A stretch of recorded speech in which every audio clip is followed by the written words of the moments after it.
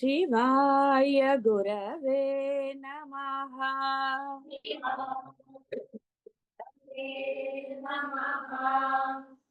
शिवाय गुरवे नमः।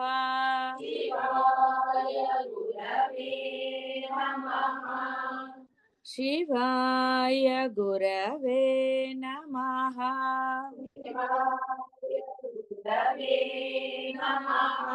शिवाय गुरवे नमः।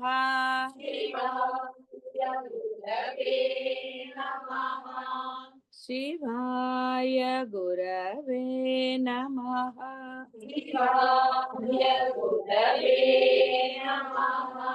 शिवाय गुरवे नमः।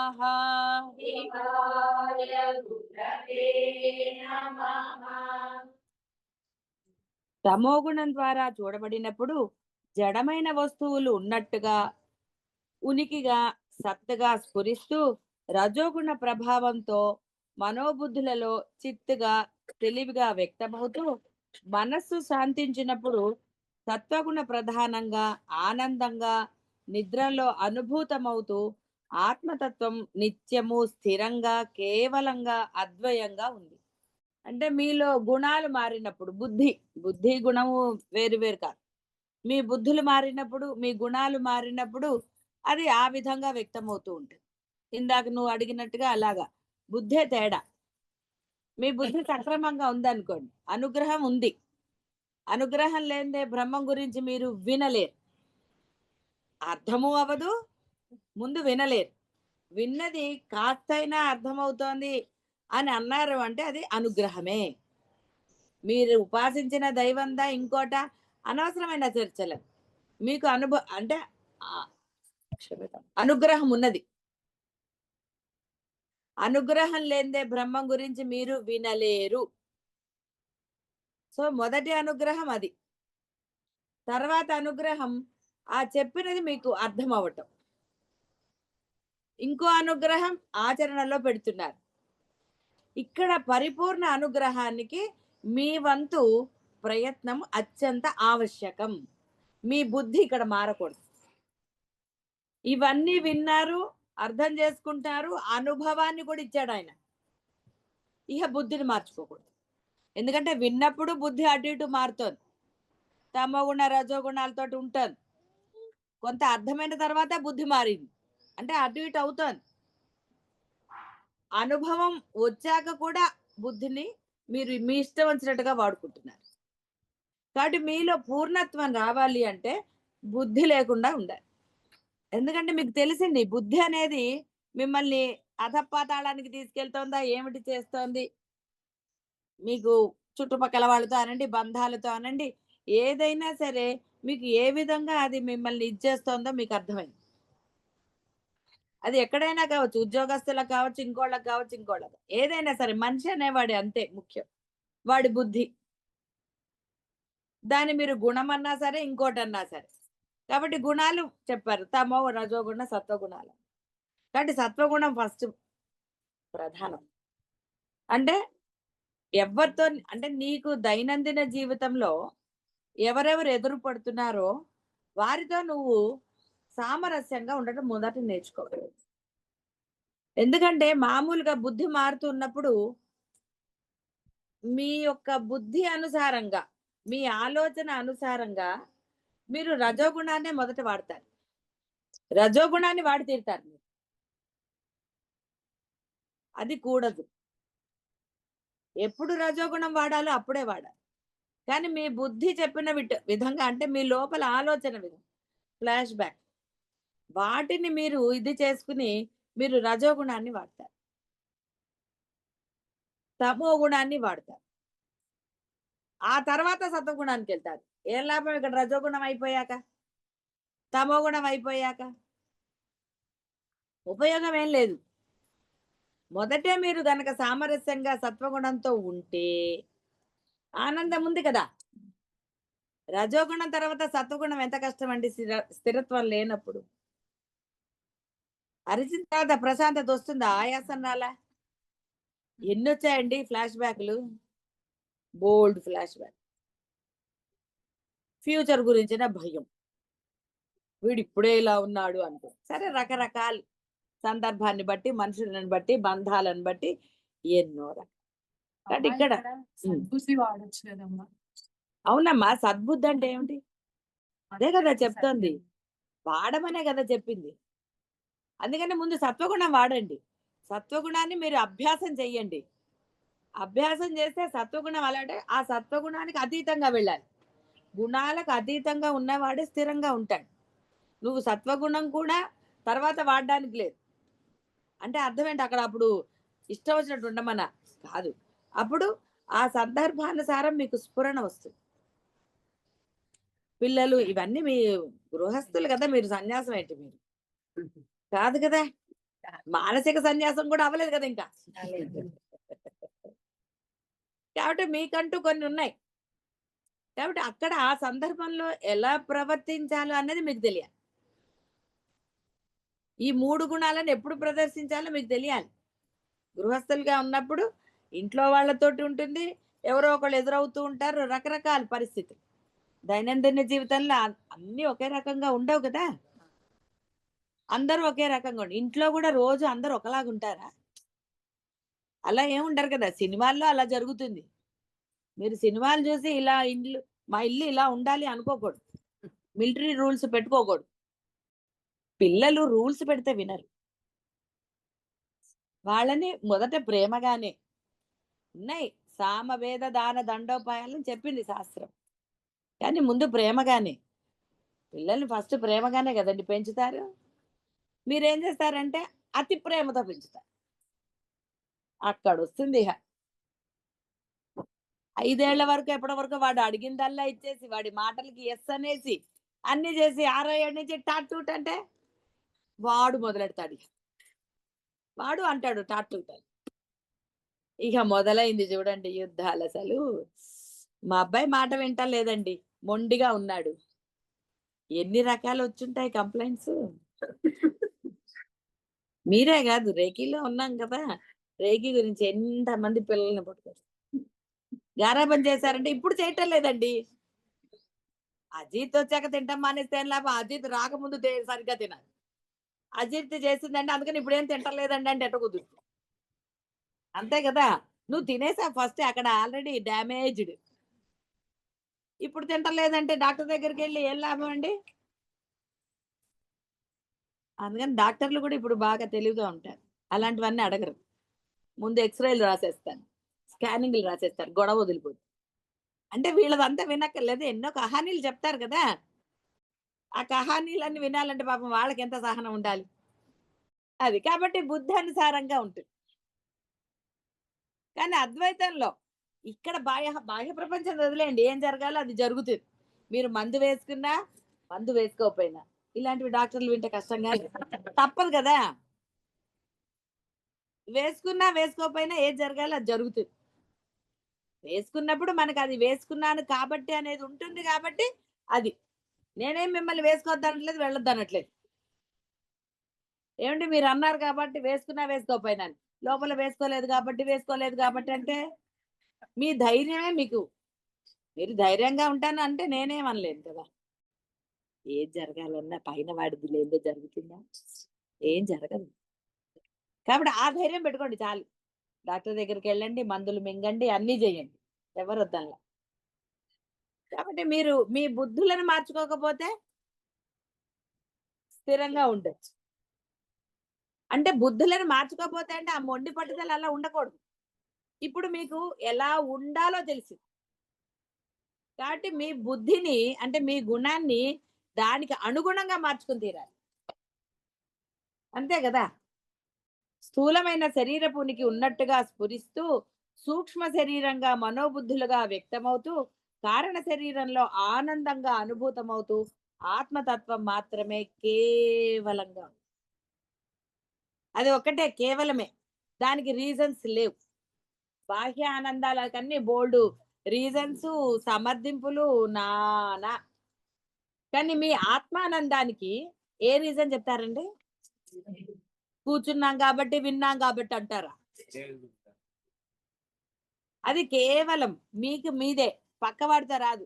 పక్కవాడు కళ్ళు మూసుకుని ధ్యానంలో కూర్చున్నాడు కాబట్టి మీకు ఆనందం వస్తుందా? వాడు ఏం చేసేస్తున్నాడో, వాడు నిజంగా కూర్చున్నాడు నిద్రపోతున్నాడా, ఇవి మీ ఆలోచన కదా మామూలుగా. అందుకే అవి చేయించట్లా మీకు. ఇంకా పిల్లలకి మన మహర్షులు దీనిని సత్ చిత్ ఆనందం అని పేర్కొన్నారు. ఇదే మన అందరిలో చైతన్య రూపంలో ఉంటూ సర్వానికి ఉనికిని కల్పిస్తూ అన్ని తెలుసుకుంటూ ఆనందంగా. తెలుసుకుంటూ అంటే దానికి ఏం తెలియాలి? చైతన్యానికి ఏమన్నా విడిగా తెలిసేది ఉందా? ఏమీ లేదు. ఉన్నది అదే అని తెలుసుకున్నారు. తెలుసుకున్న తర్వాత ఇంకేమిటి కావాలి? కానీ బ్రహ్మం గురించింది కొంత బోధ స్థిరత్వం వచ్చే వరకు ఆ బోధని, ఎందుకంటే మళ్ళీ బోధ మర్చిపోతారు కదా. నిన్న చెప్పింది గుర్తుంటుందా? ఏదో డైలాగులు గుర్తుండ, మామూలుగా గుర్తున్నా కానీ ఉన్నది బ్రహ్మమేనండి. అదొక్కటే కదా మీరు చెప్పేది. నిన్న చెప్పిన పాఠంలో ఒక వాక్యం నేను చెప్పింది చెప్పమంటే ఎంత కష్టం.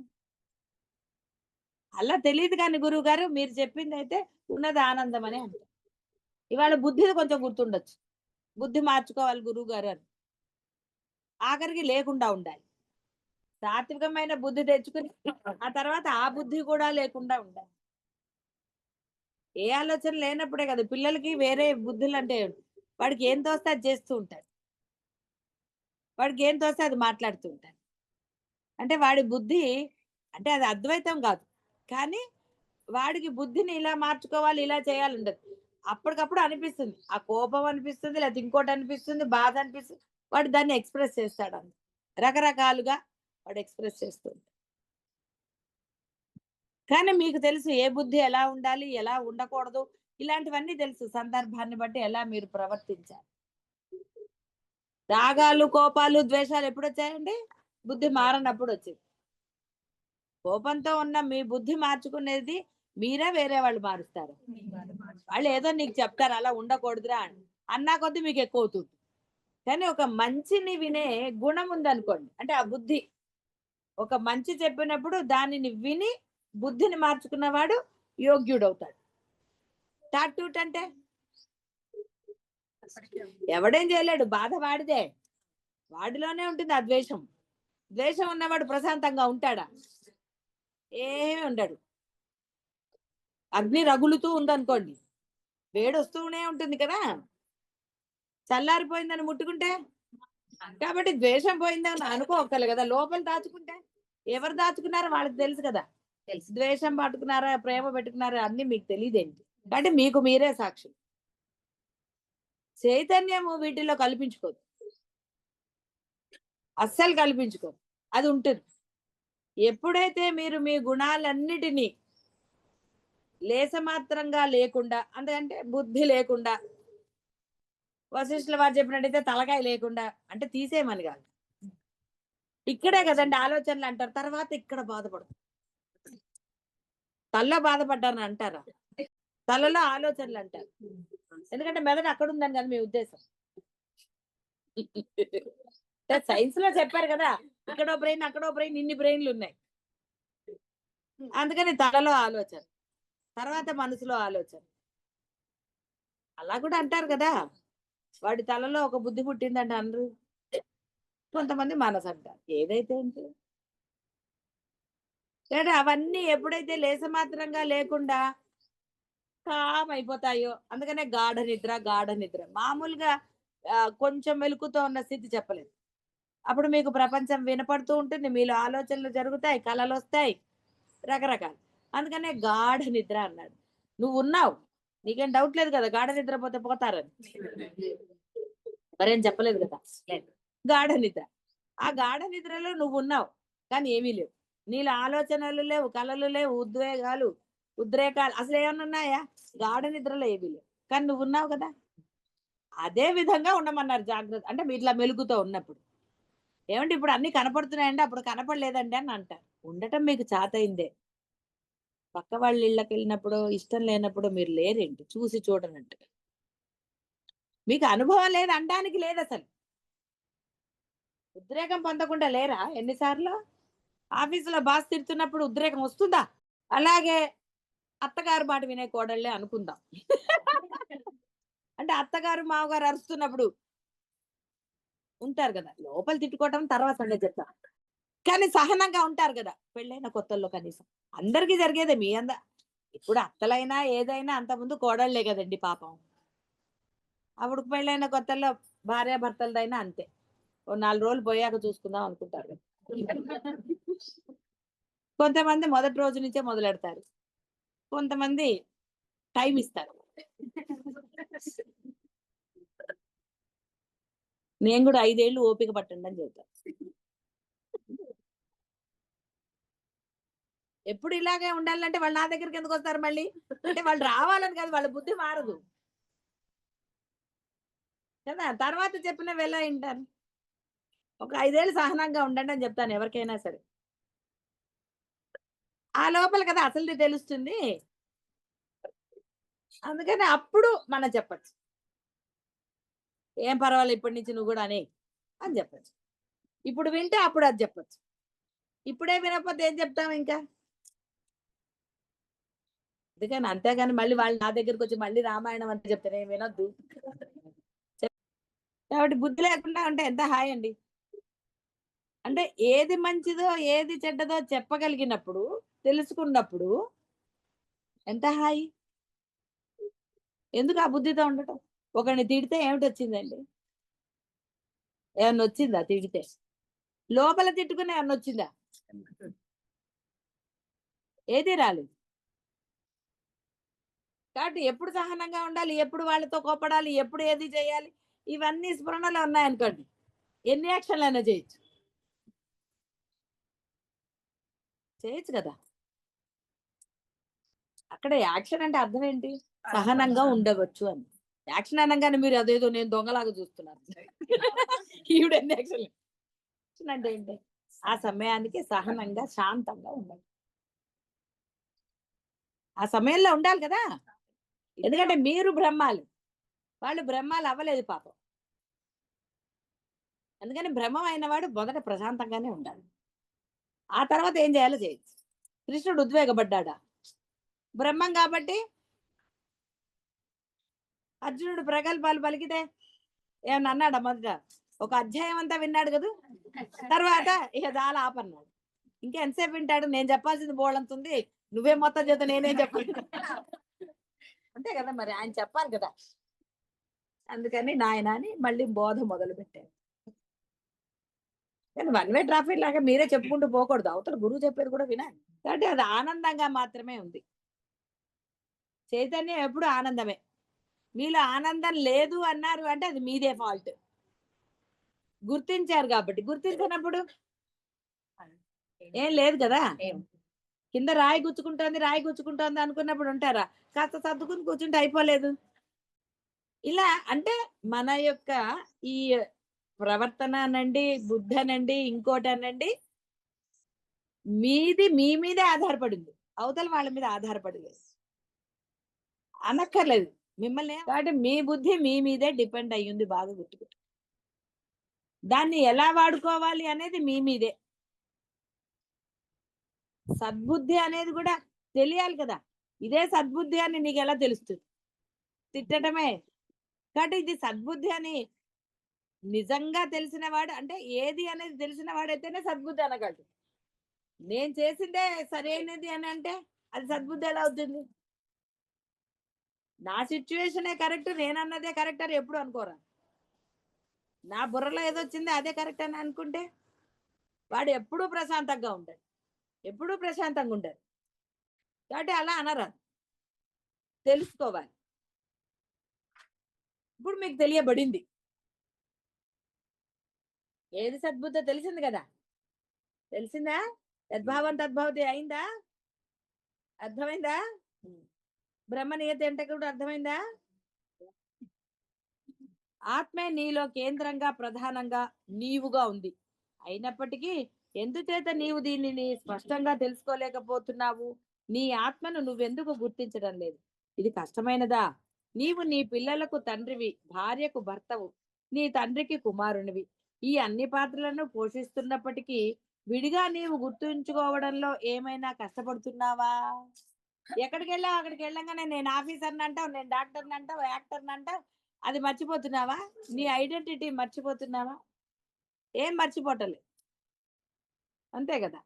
అంటే మీ ఐడెంటిటీ ఏదో అలాగే ఉండాలి.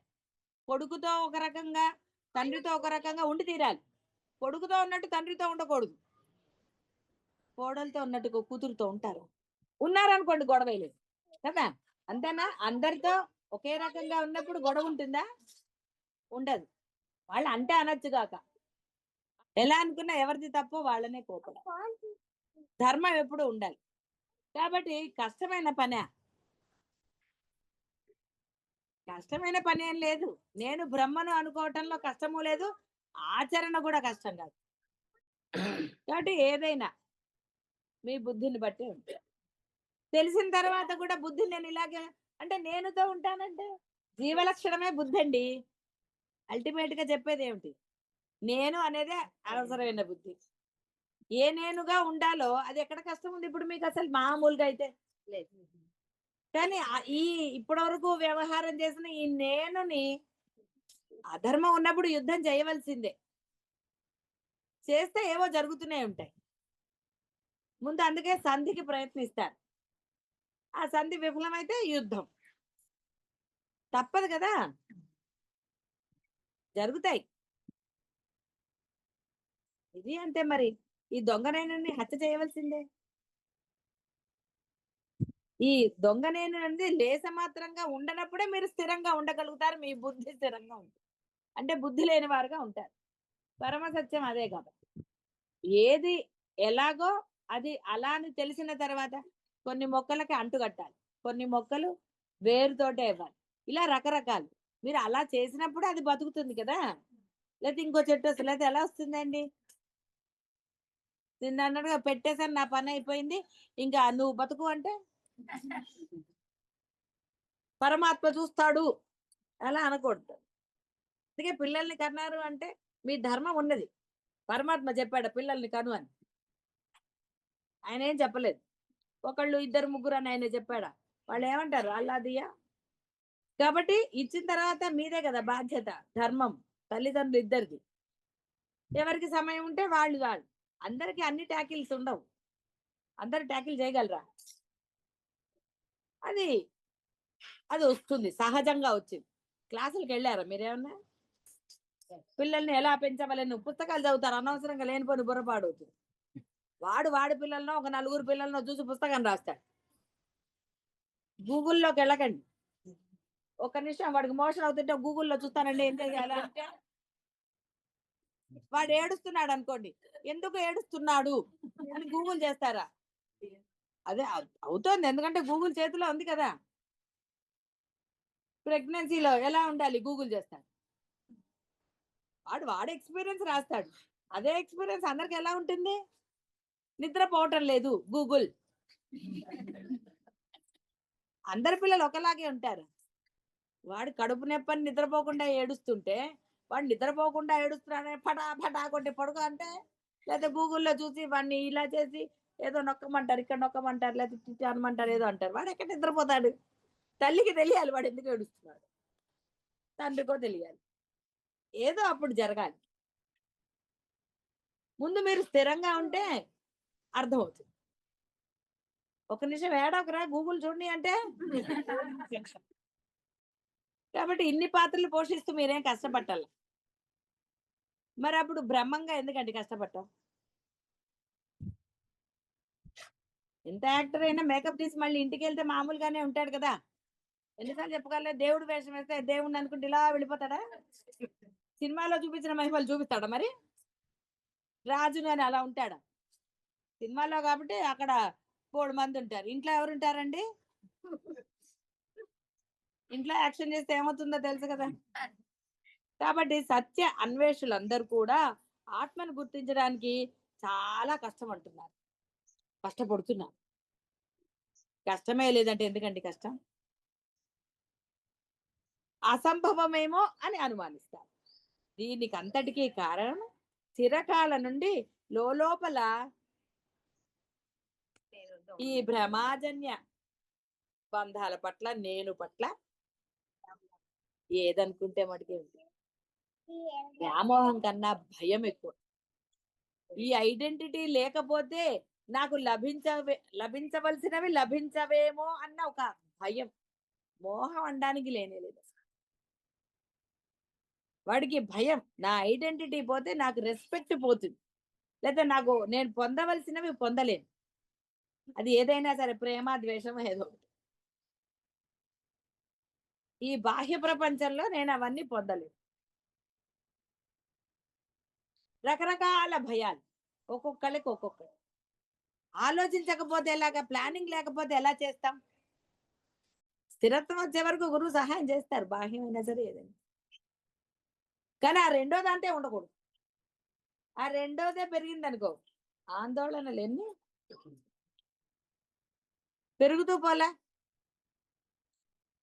కాబట్టి రెండోది రాగానే ఎప్పుడైతే దాన్ని మనం ఆపేశామో, ఒకటే ఉంటుంది. ఒకటి ఎప్పుడు అద్భుతమే, అది ఏదైనా సరే. బ్రహ్మం ఎప్పుడు బ్రహ్మాండమే. బాహ్యంలోకి వెళ్తే ఎలా జరిగితే అలా జరుగుతుంది. కాబట్టి ఈ అజ్ఞానాన్ని జ్ఞానంగా భావిస్తూ పొరబడుతూ రజోగుణంతో గడిపేస్తుంది. నేను ఇంతే అన్నది కూడా రజోగుణమే కదా. అవుతుందో అవదో అన్నది రజోగుణం కదా. ఏదైతే అది అవుతుంది అని మామూలుగా వదిలేసి అంటే అది ఒక తమో గుణం. ఏది అయినా సరే అది బ్రహ్మముదే అనుకున్నదే అసలైన గుణం. సర్లే చూద్దాం, ఏదైతే అది అవుతుంది అన్నారు అనుకో, అది మొత్తం బ్రహ్మం కాదు, తమో గుణంతో వదిలేశారు. అక్కడ మీకు ధైర్యం లేదు, అందుకనే ఏదైతే అది అవుతుంది అంట. మళ్ళీ తెలిసి చేసి తెలిసి తెలియక చేసావండి అంట. ఇది ఒక రజోగుణం. సంశయాత్మకం ఏమిటి తల్లి మరి? అంటే రెండుంది, చెగనా వద్దా, వెళితే నాకేమన్నా బాగుంటదేమో, వెళితే ఏదన్నానేమో. మీరు కూడా కొంచెం భయపడ్డారు కదా, బానే ఉన్నారు. ఏమన్నా అయిందా చెప్పండి? ఏమి అవ్వదు, అది భయం. అంటే ఇక్కడ భయాలకి ఎన్నో సమర్థింపులు ఉన్నాయి. అంటే మీ ఆరోగ్యపరంగా పక్క వారికి ఇబ్బంది అవుతుందేమో అన్నది సంశయం. వీటన్నిటికీ మూలంగా గురువు అక్కడ ఉన్నాడు, ఆ ఇబ్బంది కలగదు అన్నది జరగదు. అందరూ ఆత్మ బంధువులే, ఎవరు అలా ఫీల్ అవ్వరు అన్నది రాలేదు. చూసారా? అవన్నీ వదిలేసి, ఆ సంశయాన్ని వదిలేసి వచ్చినప్పుడు మీరే ఇండిపెండెంట్ గా ఉన్నారు. ఎవరు సాయం చేస్తున్నారు మీకు? ఎవరేం చేయటం లేదు కదా. పొట్టిగా మెట్లు ఎక్కడం కష్టం కాబట్టి కింద పెడుతున్నారు. ఏం పర్వాలేదు, ఎక్కడంటే ఎక్కేస్తాడు ఆయన. కానీ మెట్లు కొంచెం బాగాలేవు కాబట్టి ఎక్కతాను, అరిగిపోయి ఉన్నాయి కదా. ఎందుకు రిస్క్? ఎవరన్నా విసుక్కున్నారంటే పైనుంచి కింద తేవడానికి ఎవరు విసుక్కోవాలి? వంట వాళ్ళు విసుక్కోరు, వీళ్ళు విసుక్కోరు, పాపం మంచి పిల్లలే. అందరూ ఒకటే కుటుంబం. అంతే. కుటుంబం అంటే మళ్ళీ అనవసరంగా స్వార్థం వస్తుంది. అంటే అందరూ ఆ బాహ్యం అదే, అందుకని అంటే మళ్ళీ అది పరిమితిగా అవుతుందండి. అందుకని నేను సామాన్యంగా ఎప్పుడు మిమ్మల్ని కుటుంబం అని నేను అనను. కుటుంబం పరిమితికి లోబడింది కదా. కుటుంబం అనగానే అదొక పరిమితి. ఇది కుటుంబం కాదు, బ్రహ్మం అనంతం. కాబట్టి అందరూ అనంత స్వరూపులే. అంతే. పరిమితికి లోబడినప్పుడు బుద్ధి ఆటోమేటిక్ గా మారిపోతుంది. వసుధైక కుటుంబం అన్నారు, అన్నంత మాత్రాన వాడు అలా ఉండగలుగుతున్నాడా? ఉండలేదు. ఆత్మ బంధువులు అన్నారు, అందుకే ఆత్మీయ రమణ కుటుంబం అని అక్కడ పెడితే ముందర ఆత్మీయులు వచ్చింది. ఒట్టిగా ఆత్మీయ రమణం అంటే మీకు అర్థం కాదని కుటుంబం అని అక్కడ కలిపాం. మీరు కొంత స్థితికి వచ్చాక కుటుంబం తీసేయటమే. ఎందుకంటే అక్కడ మీరు మీ అభిప్రాయాలతో ఉన్నారు, అందుకే ఆ కుటుంబంలో నేను లేను. అది కుటుంబం అన్నాం కాబట్టి నేను లేను. అంటే మీ స్థిరత్వం వచ్చే వరకు అది అలా ఉంటుంది. తర్వాత అవసరమా? పేరు అవసరమా? అవసరం లేదు. అందుకనే ముందర ఆత్మ, ఆ ఆత్మకి కారణం అంటే రమణ మహర్షిని మనం ఇచ్చేస్తున్నాం కాబట్టి రమణీయం, ఆనందం. ఆత్మ ఆనందం, ఆనందం అంతా కలిపి మీ అభిప్రాయాలు చెప్తున్నారు కదా అక్కడ. సంశయాత్మక అంటే ఆ అనుమానం, ఏం పర్వాలేదు, అందరూ మన వాళ్ళు అనక్కర్లే, ఉన్నది భ్రమం అనుకుంటే చాలు, ఏ దిగులు రాదు. ఉన్నాయి ప్రాబ్లమ్స్ శరీరంగా, మనకి వయసు వస్తున్నా కొద్దీ డెఫినెట్ గా ఉంటాయి. కానీ సత్సంగంకి వచ్చినప్పుడు నిజంగా అవేవి కనపడవు. మీరు నిర్భయంగా రండి, ఏమవ్వదు. ఎందుకంటే ఇక్కడ ఆనందమే లభిస్తుంది. శారీరక కష్టం పెద్దగా ఉందా? ఇప్పుడు నిద్ర కూడా సరిగ్గా పోవట్లేదు, అయినా సరే అదే ఇంట్లో నిద్రపోకపోతే. కాబట్టి లోపల ఉన్న అజ్ఞానమే, జ్ఞానంగా పొరబడతారు. మీరందరూ జ్ఞానం లేదు, సందేహం లేదు, నేనే పొరబట్టలేదు. తెలుసుకున్నారు కాబట్టి జ్ఞానులు, ఆచరణ పెడితే బ్రహ్మ. కానీ బ్రహ్మ రూపాలని ఎందుకన్నాను? నిజంగా ఉన్నది బ్రహ్మ పదార్థమే కాబట్టి అందులో కూడా సందేహం ఏం లేదు కదా. కదులుతున్నారు కదా.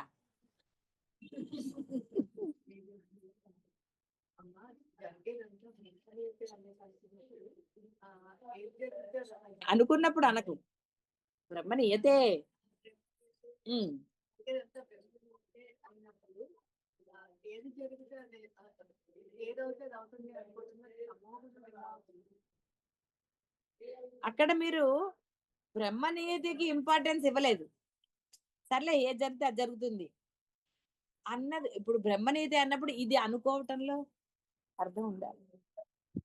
నీ మనసు అలా అంది, ఒకంత ఆ వైరాగ్యాన్ని పెట్టో ఏదోటి, సర్లే ఏదైతే అది అవుతుంది చూద్దాంలే. అసలు అది అనాల్సిన అవసరం ఏముంది? ఉన్నది బ్రహ్మమే అన్నప్పుడు నువ్వు నిశ్చయంగా నమ్మావనుకో, నీకు నువ్వు అనుకోవటంలో అర్థం ఉందా? వేరే వాళ్ళు అన్నప్పుడు నువ్వు అక్కడ, ఇప్పుడు గోపాలే ఏదో చెప్పాడు, నాకైతే ఏం పర్వాలేదండి, ఏ జరుగుతుందో అది జరుగుతుందని ధైర్యం, అక్కడ పర్వాలేదు.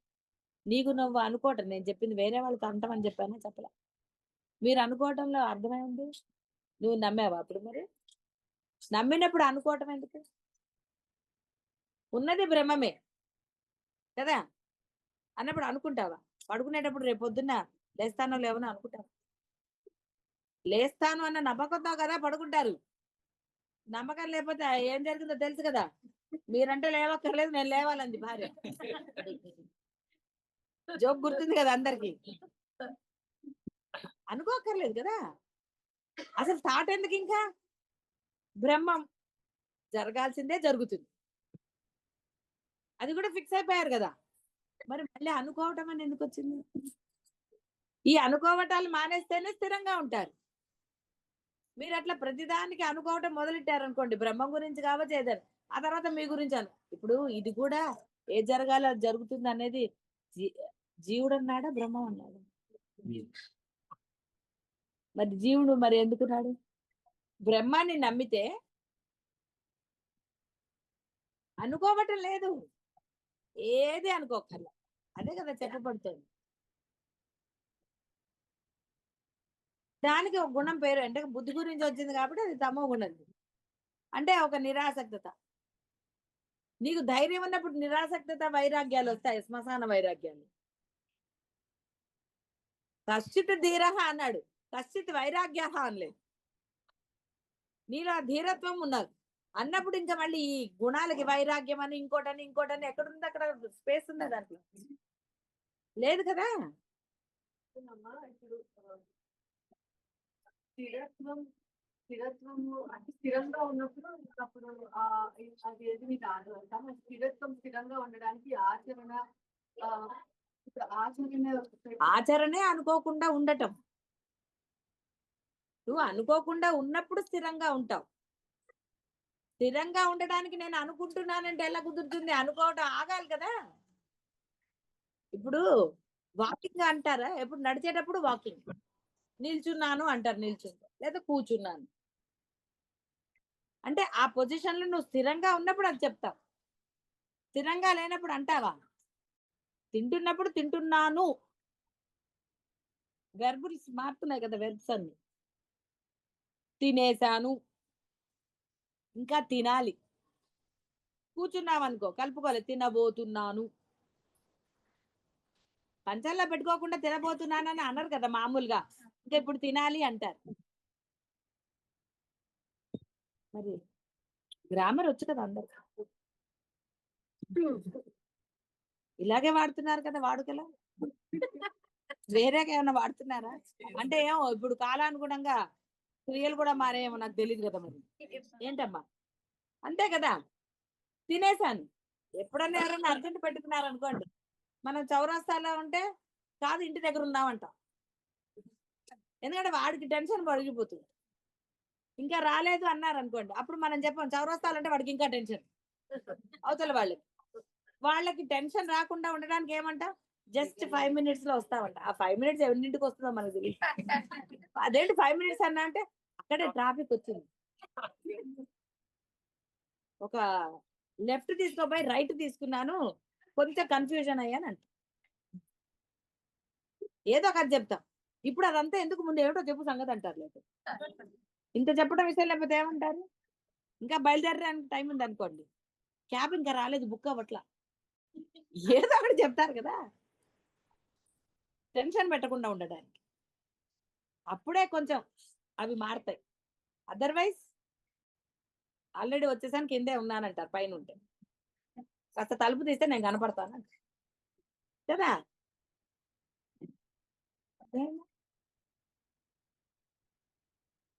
అంటే అమ్మ ఇప్పుడు ఏదైనా ఒకటి చదివింది లేదా చెప్తున్నా అనగానే ఇది ఇదే బ్రహ్మ నియతి అని ఒక సెకండ్ అదే అండి, జీవలక్షణం ఉన్నన్నాళ్ళు ఒక సెకండ్ ఉంటుంది, జీవలక్షణం పోయాక అది పోగొట్టుకోము. బ్రహ్మలక్షణం ఉంది, స్కూల్కి పంపించారు, వీడు చదువుతున్నాడో లేదో, టీచర్ చెప్పింది వింటున్నాడా లేదా శ్రద్ధగా, ఇన్ని ఆలోచిస్తారా. ఆఫీస్కి వెళ్ళారు, మీ ఏదుందో సీటు దాని దగ్గరికి వెళ్తారు టక అంతే కదా. ఎవరి పనులు వాళ్ళు, డాక్టర్ అయినా అంతే, వెళ్ళగానే ఏమేమి కొన్ని మినిమం ఉంటాయి, ఏదో చేసేసుకుంటారు. దానికి ఆలోచన ఉందా మరి, అప్పుడు మీరు స్థిరంగానే ఉన్నారు. పనులు చేస్తున్నా మీ బుద్ధి స్థిరంగానే ఉంది, అక్కడేమి ఇది రాలేదు. ఎప్పుడైతే కొంచెం వేరుగా వచ్చిందో, ఇదేమిటి ఇది ఉంది వేరేగా, సర్లే అని తీసేసినా కూడా బుద్ధి స్థిరంగానే ఉంది. ఇది ఎందుకు పెట్టారు, ఎవరు పెట్టారు, ఏమిటి కదా కబామిష అన్నప్పుడు గోలమూడు అంత అక్కర్లా, తెలుస్తుందిలే ఎవరో ఒకళ్ళు చెప్పకపోతారా అన్నప్పుడు ఏ గోలాలి. స్థిరబుద్ధి మీకు అలవాటైందే లేదా, లేచింది మొదలు మీ పనులు ఇంట్లో అన్ని చేసేసి లేవరా అదా, వీడు లేచాడా లేదా, రే లేదా, ఎందుకు. మీరు నిజంగా అది అప్లై చేయండి, వాడు లేచి కూర్చుంటారు. వాడికి స్థిరంగా చెప్పండి, వాడు పడుకునేటప్పుడు నేను ఒక్కసారి ఇంకొక్కసారి అంటాను, నువ్వు లేవకపోతే స్కూల్కి వెళ్ళవు.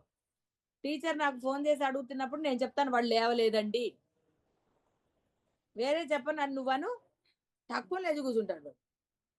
మీరు లేవరా టైం అయింది, లేచావా లేదా, కొంచెం చూడండి. వాడు ఏంటి మీకు తెలియదా, ఇక అసలు మీకు బాధ్యత లేదా, నేను ఇదే చేయాలా అదే చేయాలా, మీరు ఇన్ని అన్నారు అనుకోండి, లేచేవాడు కూడా మళ్ళీ పడుకుంటాడు.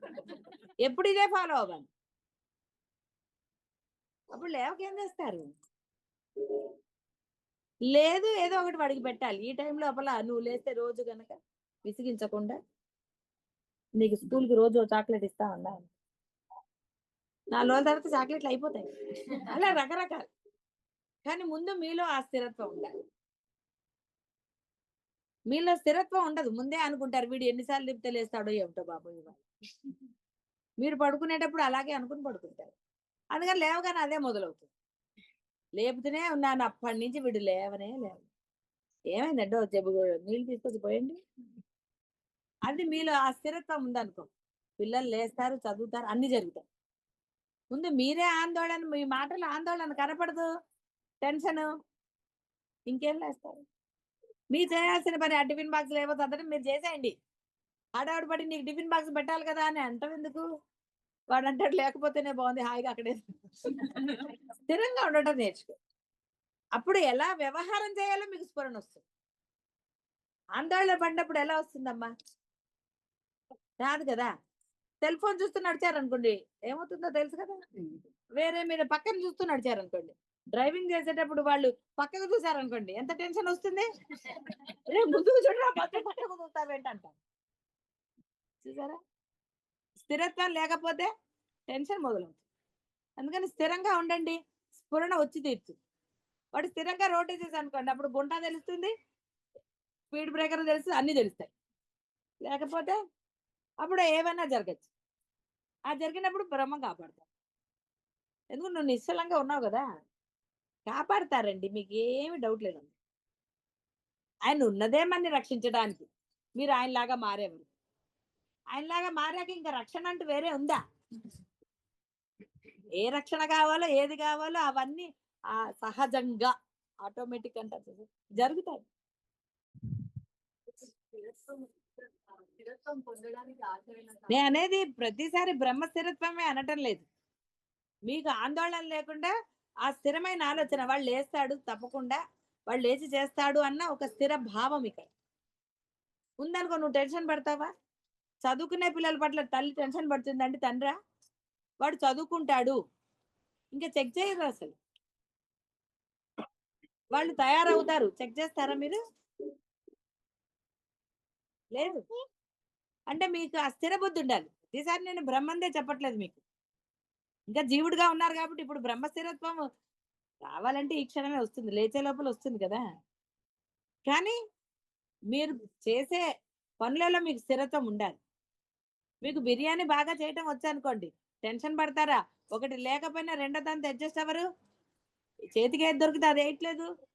అందుకని ఆ పని పట్ల దాని పట్ల మీకు స్థిరం ఉందనుకోండి, ఆలోచన రాదు, ఆందోళన కలగదు కదా.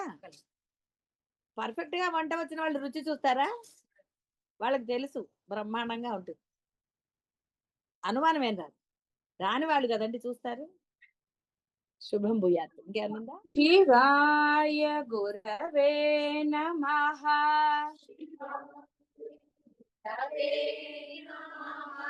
శివాయ గురవే నమః.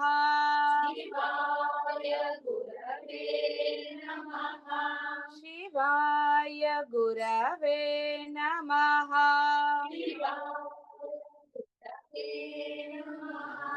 శివాయ గురవే నమః.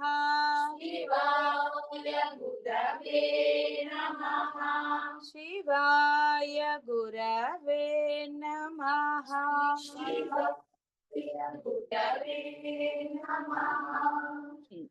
కాబట్టి బ్రహ్మంగా అవ్వాల్సిన వాళ్ళందరూ ఏదో కష్టపడుతున్నారు, అనవసరమైన కష్టం. కష్టం లేని దగ్గర కూడా కష్టపడుతున్నారు, అదే చెప్తున్నారు. అసంభవం అని సందేహం. కాబట్టి ఇవన్నీ కూడా మీ యొక్క బుద్ధి వల్లనే జరుగుతున్నాయి. బుద్ధి సరిగ్గా ఉంటే భయం ఎందుకు ఉంటుంది? అంతే కదా. బుద్ధి వేరేగా ఉన్నప్పుడే వేరే భయాలు కానీ ఆందోళనలు కానీ ఏదైనా సరే, బుద్ధి సరిగ్గా ఉన్నప్పుడు అన్ని సరిగ్గానే ఉంటాయి. ఏదైనా కూడా మన గుణం మంచిగా ఉండాలి, అవతల వాళ్ళది మనకు అనవసరం. అంటే ఎవరైతే బ్రహ్మం కావాలనుకుంటున్నారో వాళ్ళకి అవతల వాడి గురించి అనవసరం. మీరు పాతవైనా ఇప్పటివైనా ఎప్పటివైనా, మీరు గనక వాళ్ళు చెడ్డవాళ్ళని మీరు అనుకున్నన్ని రోజులు మీరు బ్రహ్మం కాలేరు. అసలు ముందు ప్రశాంతంగా ఉండలేరు. చెడ్డవాడు హాయిగానే ఉన్నాడు, వాడి సహజ గుణమైన ఆ చెడు ప్రవర్తితో వాడు శుభ్రంగా ఉన్నాడు. అంటే ఆ గుణాలని తలుచుకుంటూ అశాంతితో ఉండేది మీరు. బాగా గుర్తు పెట్టుకోవాల్సింది ఏంటి అంటే, మీరు అనుకున్నారు బ్రహ్మం కావాలని. బ్రహ్మం కావాలనుకున్నవాడు, లేదా కనీసం ప్రశాంతంగా సుఖంగా ఆనందంగా, అట్లీస్ట్ ఆనందంగా ఉండాలి కదా, బ్రహ్మ సంగం తర్వాత అయినా ఆనందంగా ఉండాలనుకున్న వాళ్ళు అనవసరం వేరే వాళ్ళ గురించి. అంటే ఇక్కడ మీ దాని గురించి మీరు స్వార్థంగానో లేదా వేరేగానో ఆలోచించమని చెప్పటం లేదు. మీరు ధర్మంగా ఉన్నారా లేదా అదొక్కటే, నిజాయితీగా ఉన్నారా లేదా, పరమాత్మ నమ్మారా లేదా, అంతే. పరమాత్మ అనేది ఎందుకు చివరి చెప్పబడిందంటే, నిజంగా మీరు ధర్మంగా ఉంటే పరమాత్మతో పని లేదు. నిజంగా మీలో నిజాయితీ ఉంటే పరమాత్మ దేనికి? ఎందుకంటే ధర్మం అన్నా నిజాయితీ అన్నా పరమాత్మే, అందులో సందేహం లేదు. కాబట్టి పరమాత్మ చివరికి చెప్పాను నేను. అయితే ఏమంటే ఈ ధర్మంగా ఉండడానికి, నువ్వు నిజాయితీగా ఉండడానికి వీటన్నిటికీ మా శక్తి సరిపోవటం లేదు. ఏదన్నా డైలాగులు వస్తాయి కదా, ఏవో పరిస్థితులు అండి, వీళ్ళు బాలేరు వాళ్ళు బాలేరు, అప్పుడు ముందు పరమాత్మ రావాలి. నువ్వు ఒక దీక్షగా పరమాత్మని పట్టుకో, దీక్ష ఉండాల్సిందే, పట్టుదల ఉండాల్సిందే. ఎందుకు? నువ్వు శాంతిగా ఉండాలి, నువ్వు ధర్మంగా ఉండాలి అన్నప్పుడు నువ్వు ప్రయత్నం చేసి తీరాలి. నీకు ఆకలేస్తే నువ్వు తింటావు, పక్క వాళ్ళు తింటారు.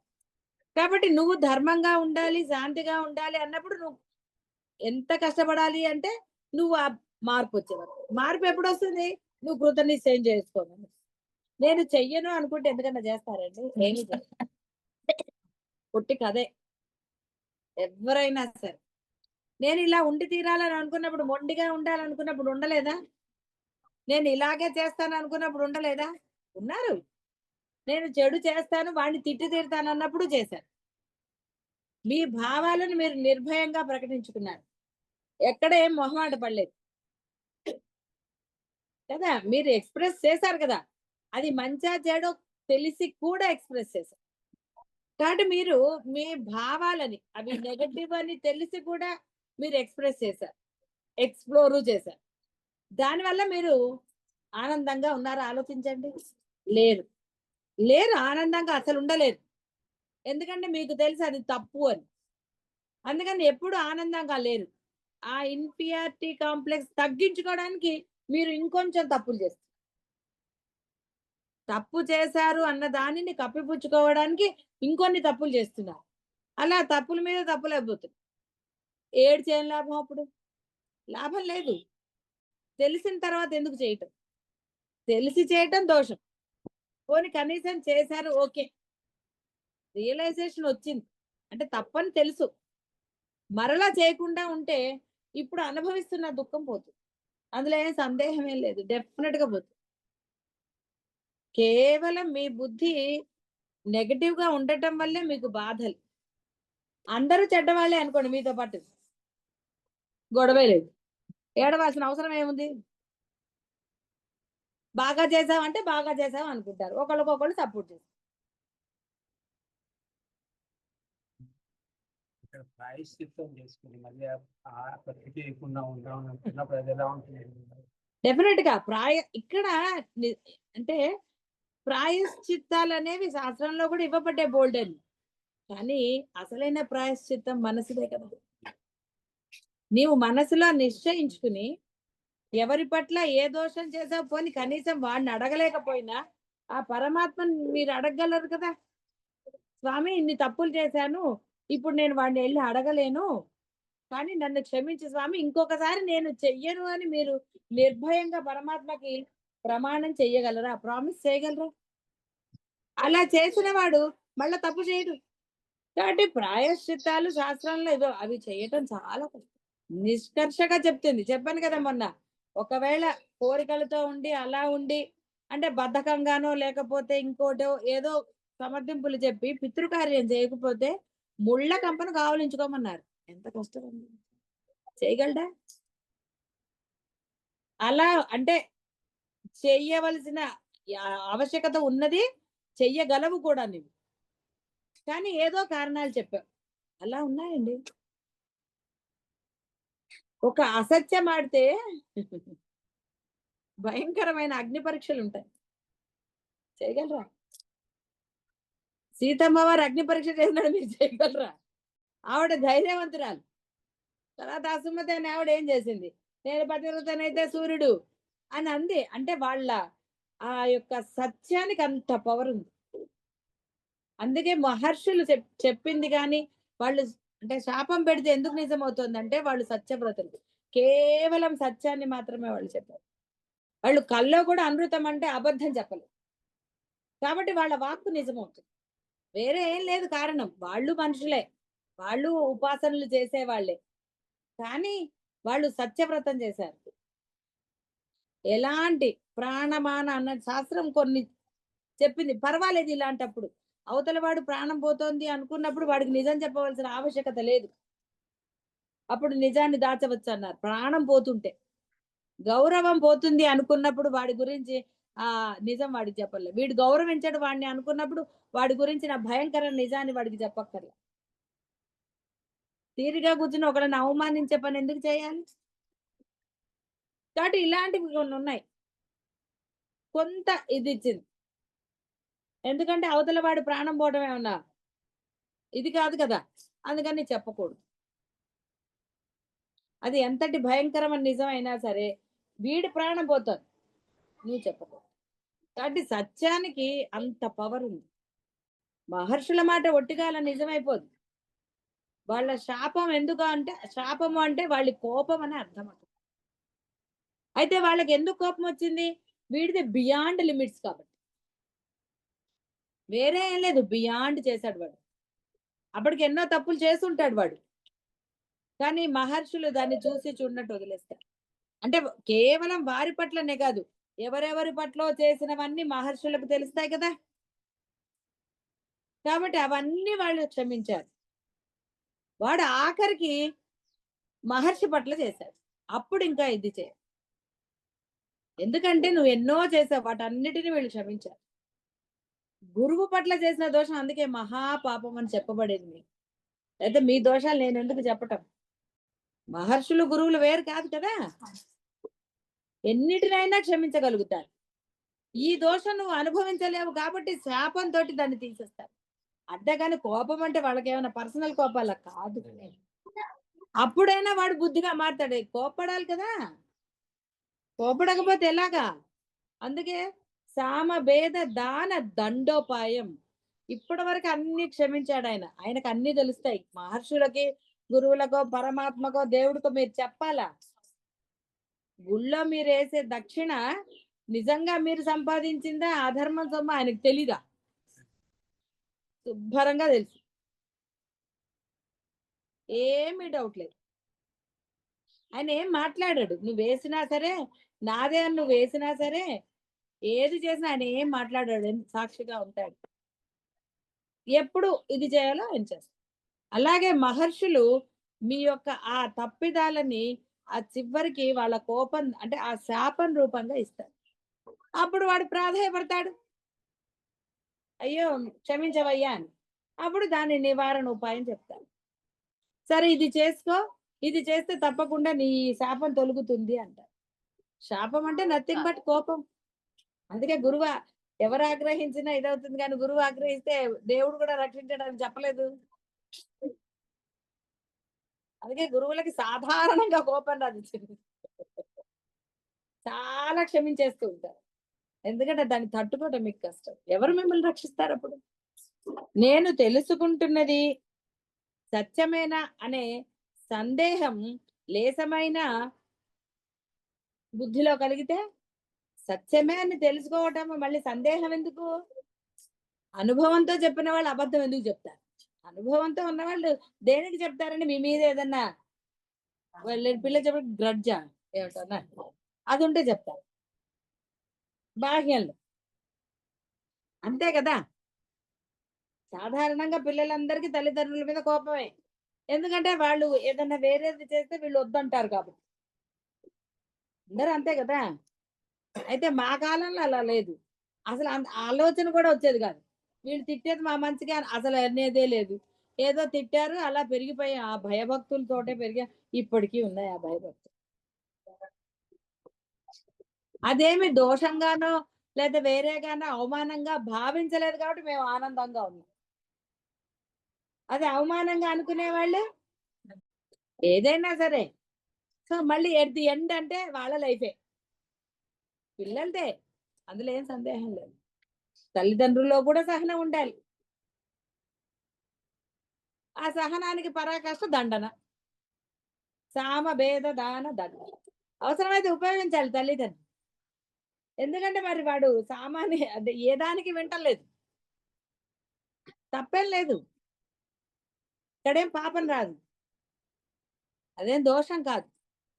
కాబట్టి ఆ సందేహము తమోగుణం. తమోగుణ ఆవృతమైన అర్ధనిద్రలో బుద్ధి ఉంటూ విషాదకరమైన భ్రమను వృద్ధిగా నమ్ముతూ అనవసరంగా శ్రమపడుతూ బాధామయమైన జీవితాన్ని గడుపుతారు. బాధామయం అంటే ఎక్కడ ఆనందమే లేదు. ఏం నవ్వుతారండి పాపం? అన్నిటినీ చూశారనుకోండి, అన్ని బాధగానే ఉంటాయి కదా. ఈ మధ్య పిల్లలకి కొత్తగా డిప్రెషన్ గా ఉంటుంది గురువు గారుట. లోన్లీగా ఫీల్ అవుతున్నాం గురువు గారు, డిప్రెషన్ గా ఉంది. నాకెంత నవ్వుతుంది. వీళ్ళు లేరు, వీళ్ళు ఏం జీవితం చూసారని వాళ్ళకి డిప్రెషన్.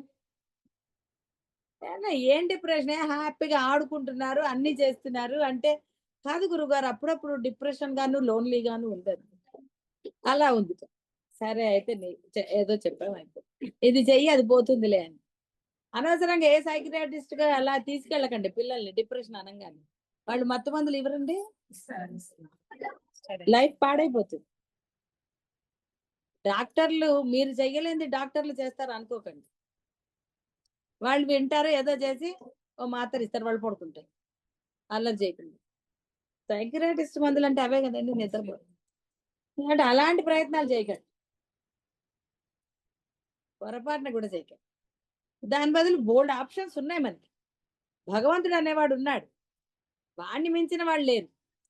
అప్పుడెప్పుడో చాలా రోజుల క్రితం సెల్ఫ్ కాన్ఫిడెన్స్ కి కోర్సులు ఉన్నాయట బయట.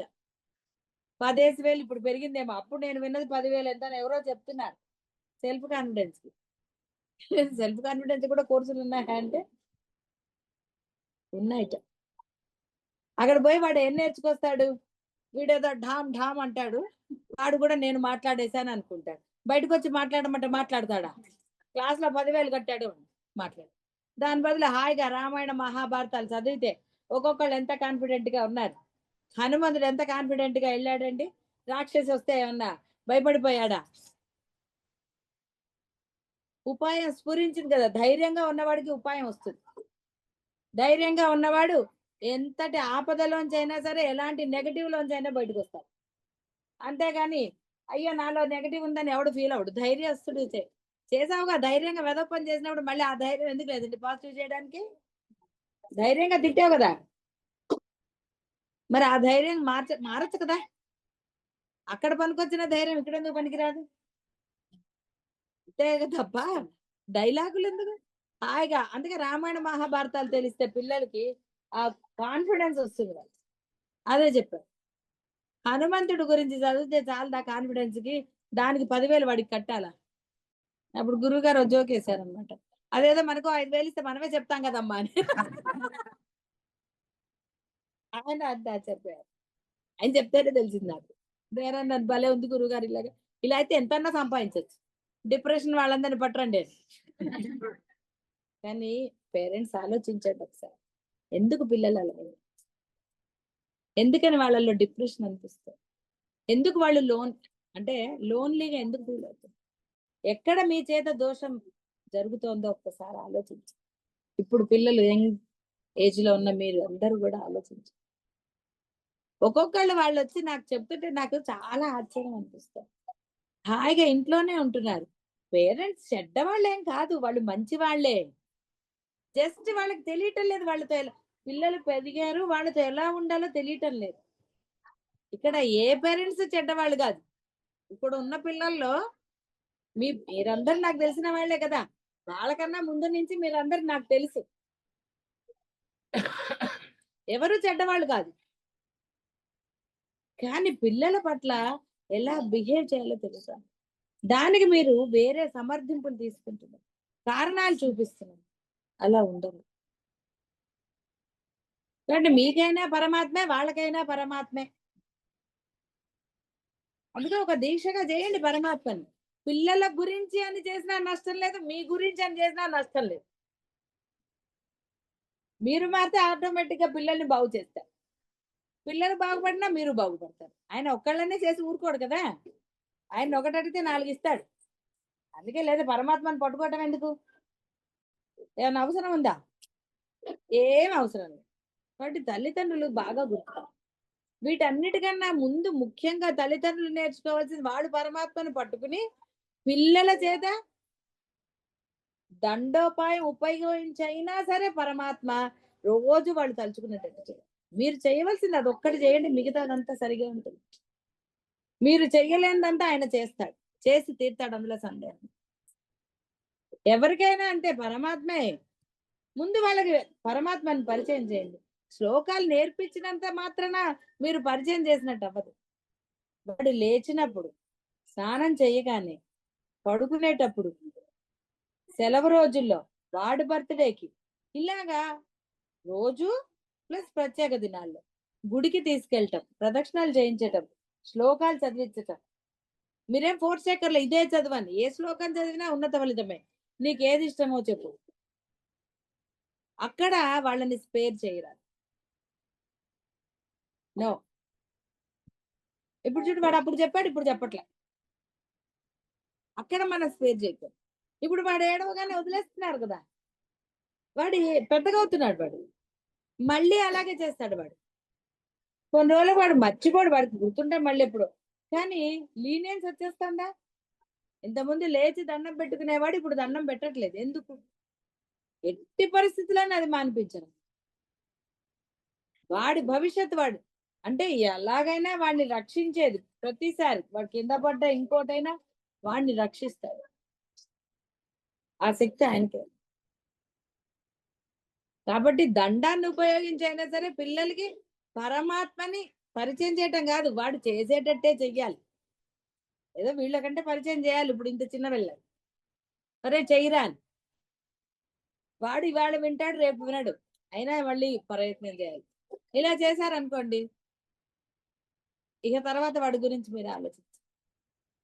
కాబట్టి ఇప్పటికీ ఉన్న పిల్లలందరూ కొంచెం మామూలుగానే ఉన్నారు కాబట్టి వాళ్ళకి ఇవి మీరు అలవాటు చెయ్యండి. లేవగానే ఒక 5 నిమిషాలు, అప్పుడు మీలో సహనం ఉండాలి. మీరు సమయాన్ని కేటాయించాలి, కొంత కష్టపడాలి, తప్పదు. పేరెంట్స్ వాళ్ళ భవిష్యత్తు బాగుండాలి, మీరు సంతోషంగా హాయిగా గొడవ లేకుండా ఉండాలంటే ఇది మీరు చేస్తీరా. లేవగానే మంచం మీద కూర్చుని అయినా సరే 5 నిమిషాలు ఎంతో కొంత సమయం వాడు చేస్తీరా. లలిత నేర్చుకున్నారు అందరూ, ఎందుకు చదివించట్లేదు? చదివించండి. సెలవు రోజుల్లో కూడా పొద్దున్న లేచి లలిత చదివి పడుకోమనండి.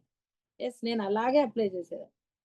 హాలిడేస్ ఉన్నాయి, వాళ్ళకి దీక్ష 11 రోజులు. పొద్దున్నే లే, సూర్యోదయానికి పూర్వం లేచి చదువు లలిత, తర్వాత కావాలంటే పడుకో. అక్కడ ఆప్షన్ ఇవ్వకండి. హాలిడేస్ కాబట్టి నేను పడుకుంటాను అంటే నో. మగపిల్లలకైనా అదే. లలిత నేర్చుకోకపోతే ఇంకో శ్లోకాలు ఉన్నాయి కదా, చదువు, మాట్లాడు.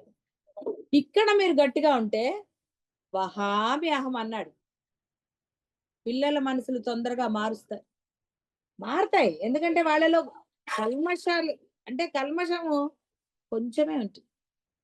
ఏదో వాళ్ళు బుర్రలో ఉంటుంది కదా, బుద్ధిలో ఉండేది ఇంత బుద్ధిలోనే వాళ్ళ కల్మషం, ఎక్కువేం లేదు. తొందరగానే ఆ బుద్ధి ప్రక్షాళన జరుగుతుంది. వాళ్ళు కనుక పరమాత్మను పట్టుకున్నా, వాళ్ళు నిర్ణయించుకున్నా తొందరగా వాళ్ళ బుద్ధి మారుతుంది. నిర్ణయించుకోకపోతే పరమాత్మను పట్టుకునే లాభం, బుద్ధి మారకుండా. కాబట్టి బుద్ధి నిశ్చయమయ్యేటట్టుగా పరమాత్మ, దానికి తల్లి కానీ తండ్రి కానీ ఎవరైనా ఇద్దరైనా సరే వాళ్ళకి నయాన భయాన అన్నట్టుగా చెప్పి వాళ్ళ చేత చేయించి తీరాల్సింది. ఆప్షన్ లేదు. పర్వాలేదు, 1 సంవత్సరం చదువుపోయిన నష్టం ఏమీ లేదు. ఏమైంది 1 సంవత్సరం చదువుపోతే ఏమైనా అయిపోతుందండి? ఏజ్ ఎక్కువ తక్కువ వేసుకుంటే అవ్వలేదు, ఇక్కడి నుంచి అమెరికాకు పోతే అవ్వలేదు, ఇలా రకరకాలు ఎన్నో జరుగుతాయి. 1 సంవత్సరానికి ఏమైపోదు, నష్టమేమీ లేదు 1 సంవత్సరం చదువుకోకపోతే. ముందు కావాల్సింది మంచితనం, వాళ్ళ భవిష్యత్తు బాగోటం. వాళ్ళకి అది తెలిసి రావడం. తెలియనంత కాలం మీరు ఎన్ని చేస్తే మటుకు. కాబట్టి గుడ్డిగా నమ్ముతూ అనవసరంగా శ్రమపడుతూ బాధామయమైన జీవితాన్ని గడుపుతుంది. ఎందుకండి ఎంత ఆనందంగా ఉండొచ్చు, బ్రహ్మాండంగా ఉండొచ్చు, ఏమీ పర్వాలేదు.